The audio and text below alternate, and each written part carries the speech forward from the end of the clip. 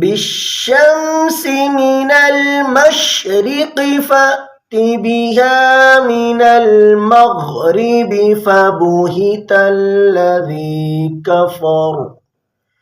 والله لا يهدي القوم الظالمين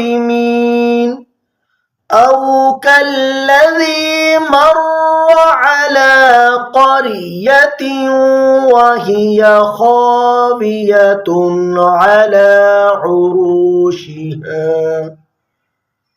قال أنى يحيي هذه الله بعد موتها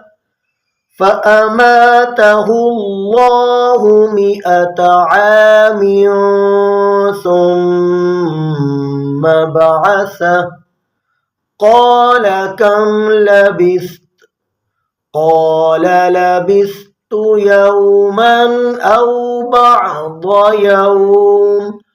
قال بل لبثت 100 عام